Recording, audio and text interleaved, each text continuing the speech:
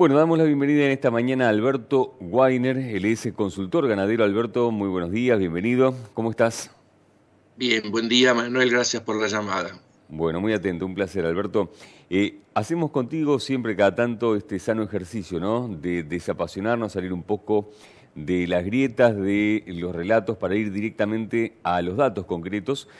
Y sobre todo en esta época, ¿no? En este tiempo de descuento que tenemos de cara a las elecciones, donde justamente en estas campañas se van poniendo más los focos que antes quizás en lo que va pasando con la macroeconomía, el impacto también en la microeconomía, con la inflación como telón de fondo que sigue haciendo mella en el poder adquisitivo.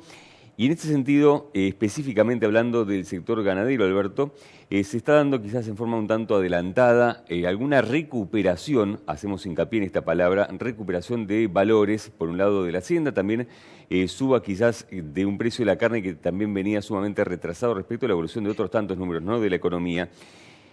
Carne que, recordemos, ya fue definida como un bien cultural, ¿no?, por este gobierno. Por eso, antes que se vuelva nuevamente a culpar al productor agropecuario, ganadero, como responsable, ¿no?, de la inflación y de la mesa de los argentinos, contanos un poco, si sos tan amable, de qué estamos hablando, si estamos viendo justamente estos números, ¿no? De qué retraso estamos haciendo mención justamente en los valores de la hacienda y también con la carne, ¿no?, respecto a los demás parámetros de la economía. Bueno, mira, todos los analistas hablaban de una recuperación importante de los precios a partir de la próxima primavera, septiembre y sobre todo octubre, básicamente centrado en la aparición de las esperadas lluvias, que todavía no llegaron, pero bueno, se habla que en septiembre comienza a manifestarse el Niño, retención y aumento de precios. Bueno, esto se anticipó. En mi opinión, ¿por qué se anticipó y se dio sobre finales de julio, principios de agosto, como lo que estamos ahora? Se anticipó básicamente por un fenómeno que acompaña a la Argentina hace muchísimos años, pero ahora está muy agravado, que es la inflación.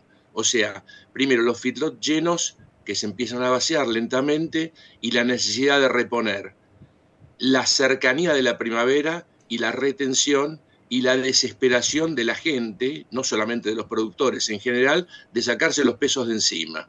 Una de las maneras de sacarse los pesos de encima es reponer con una hacienda, reponer con patas, y eso ha llevado una menor oferta y una mayor necesidad de la demanda, ha llevado a una suba anticipada de los precios, que por otro lado no es una suba, lo reitero, no es una suba, por más que, como vos bien dijiste, esto va a aparecer en la tapa de los diarios y van a poner al productor ganadero como culpable de la suba de la inflación, de pasar del 6 al 9 o del 6 al 8, es una recomposición de precios cuando la inflación estuvo arriba del 110% y el promedio de las categorías, por llamarlo de alguna manera, con unas muy afectadas como la vaca y el ternero, otras un poquito menos afectadas como la cuota Hilton, pero podemos decir claramente que estábamos 50% debajo de la inflación.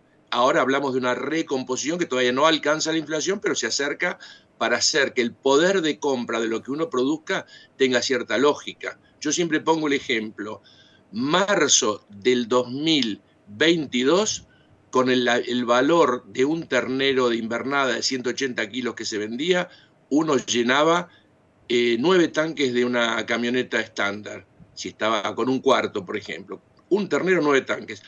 Hace mayo, junio, principio de julio del 2023, con un ternero llenabas 3 tanques y medio, apenas llegabas a 4. La verdad que se había destruido el poder de compra de ganadería. O sea que, insisto, no hablemos de una suba de precios, sino una recomposición para acompañar a la inflación.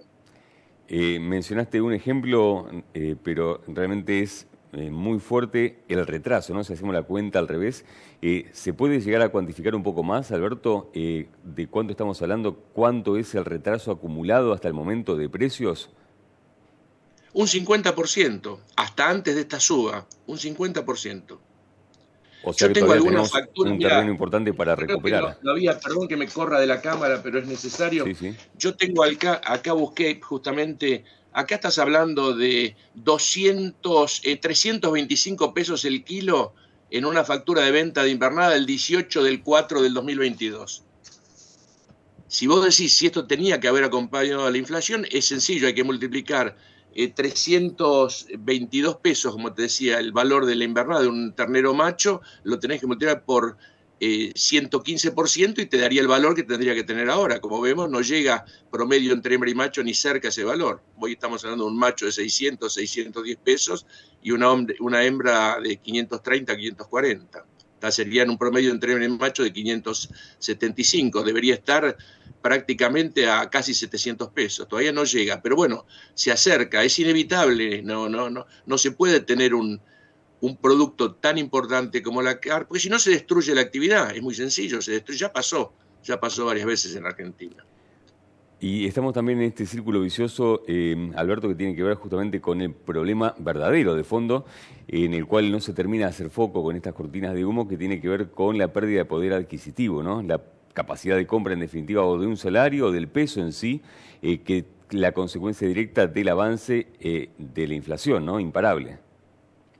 Mira, es muy difícil para el productor, para el emprendedor, para el que arriesga su capital, sus esfuerzos y sus esperanzas en un proceso productivo. Es muy difícil para el trabajador formalizado, que está dicho por todos lados que en muchos casos el trabajador formalizado con un salario industrial medio está prácticamente debajo de la línea de pobreza, y más difícil aún es para el trabajador no formalizado, el que está fuera de todo convenio, no tiene obra social, no tiene jubilaciones.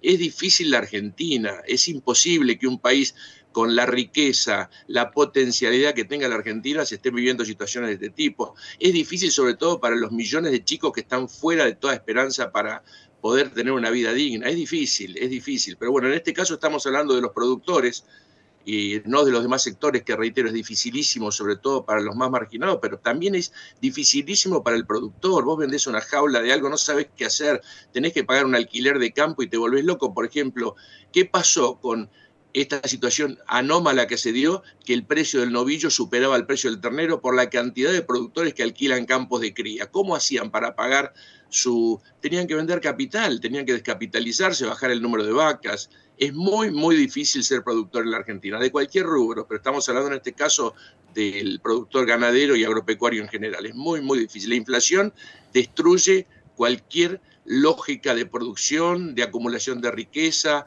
de reinversión. Uno no sabe qué hacer día a día, esa es la realidad. Y el productor, Alberto, está enfocado en esto, ¿no? En producir, en sobrevivir y en perfeccionarse pese a todos estos vientos en contra.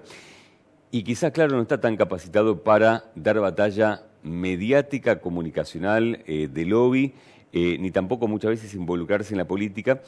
Y algo de todo esto se desprende en lo que estábamos recién diciendo, ¿no? Se va a venir, como bien decías, una tapa de diario culpando al productor de suba del precio de la carne y de la inflación por ende. Y haciendo un parangón, una comparación con lo que pasa en Brasil, vos justamente hace poquito hacías algunas menciones al respecto, ¿no? Cómo Brasil, en un tiempo prudencial para hacer una estadística comparativo con la Argentina, fue creciendo exponencialmente, ¿no? Hablando de las superficies destinadas a la ganadería, de los niveles de producción, de los parámetros reproductivos, productivos, y claro, también de las políticas. Y a propósito de esto, claro, los niveles también de Brasil de representatividad dentro del Congreso de Brasil de referentes del sector agropecuario. Es decir, nada es casual, ¿no?, de lo que tiene también Brasil en cuanto a políticas respecto a lo que pasa aquí en la Argentina.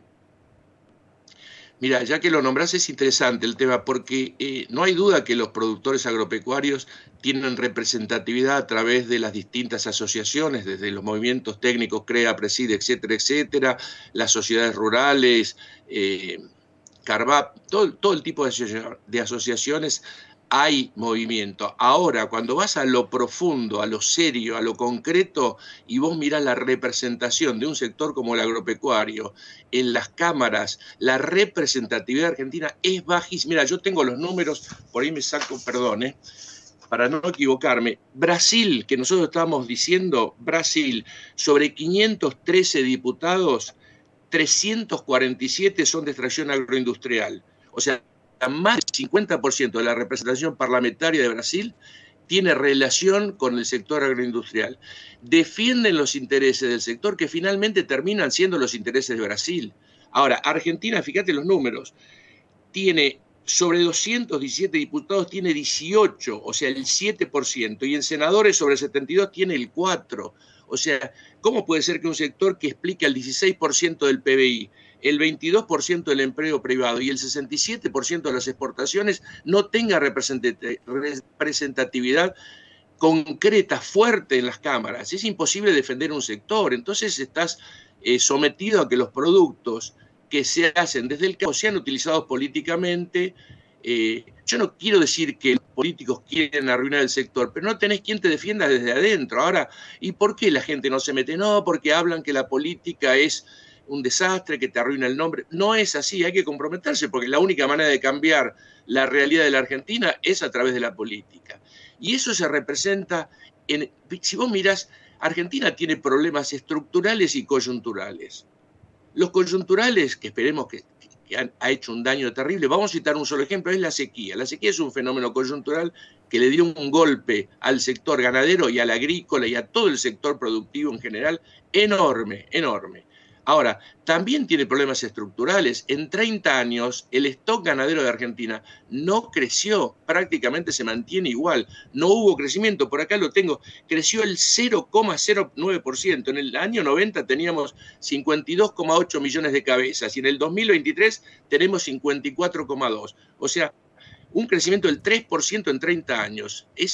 Ahora, si vos mirás Brasil tenía 52 millones de cabezas en el año 90 y tiene 224 millones de cabezas ahora. El crecimiento ha sido del 430% en 33 años, o sea, el 13,6% anual.